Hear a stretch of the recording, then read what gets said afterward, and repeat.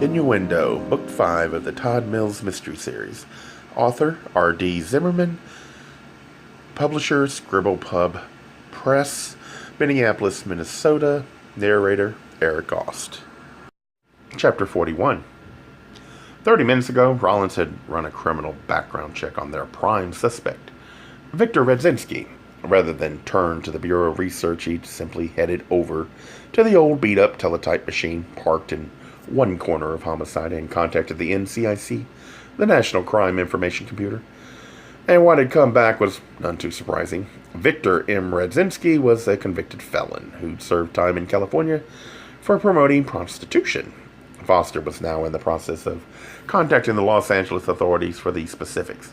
Yet both Rawlings and Foster were assuming that he had in fact been pimping not women, but young boys. Whether this was one of Redzinski's secondary duties for Tim Chase remained to be proven, but it was most definitely a possibility.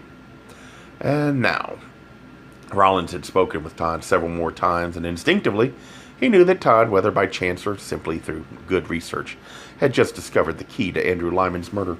And while all Rawlings wanted to do was sit there and obsess about Todd and their rapidly cooling relationship, he had a job to do.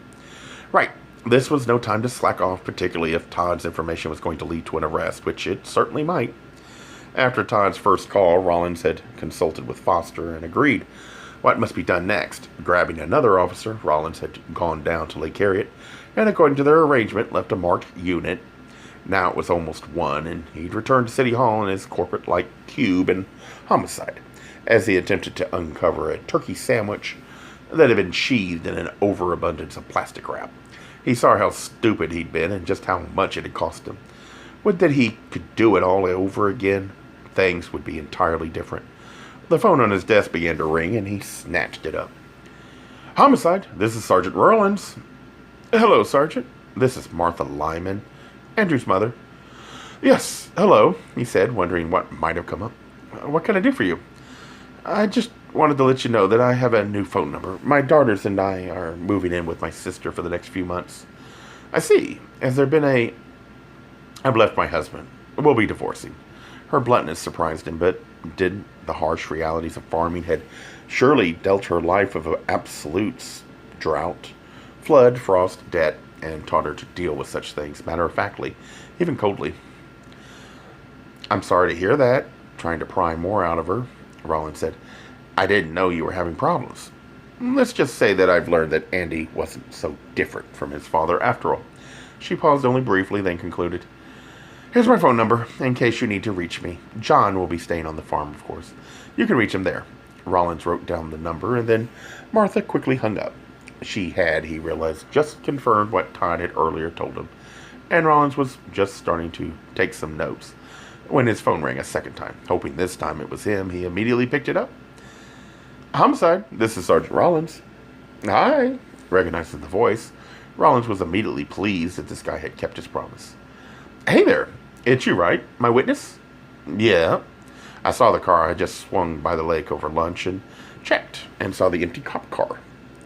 Thanks, and thanks for calling so promptly, said Rawlings, who, with so much on his mind, was having trouble keeping everything straight.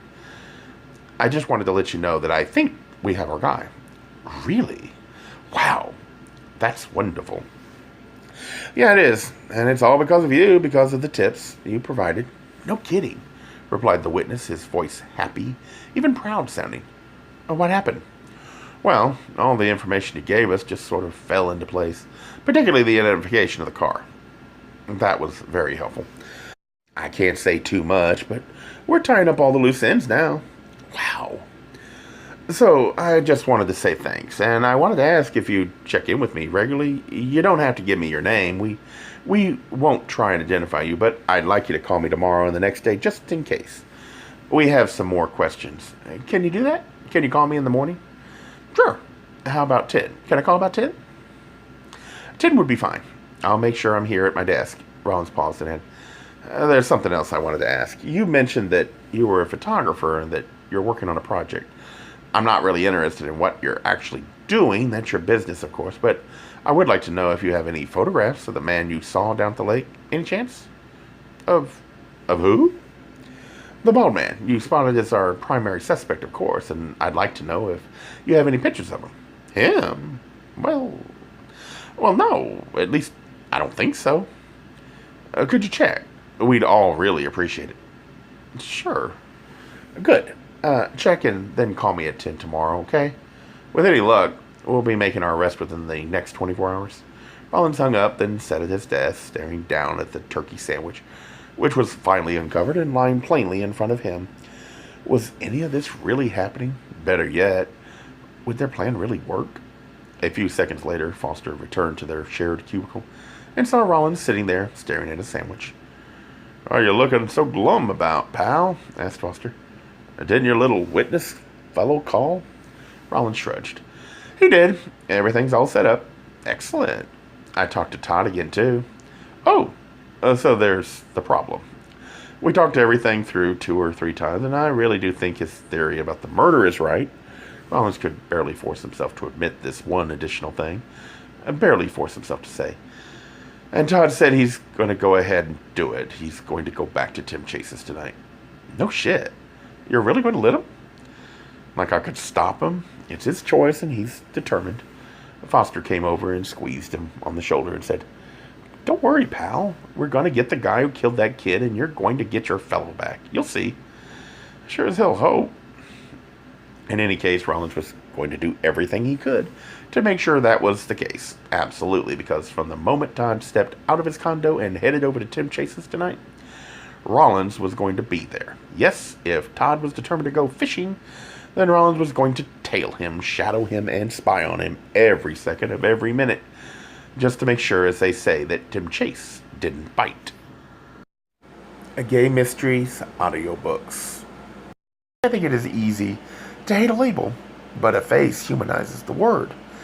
So this effort is twofold: to offer comfort to those like myself that your world didn't end because you don't fit into the view of acceptable society on both sides, and in hopes of helping those with family that are LGBTQ, that it doesn't mean we are aliens from the child they once knew. Reassure them so they can maybe be supportive at the same time, being true to their values.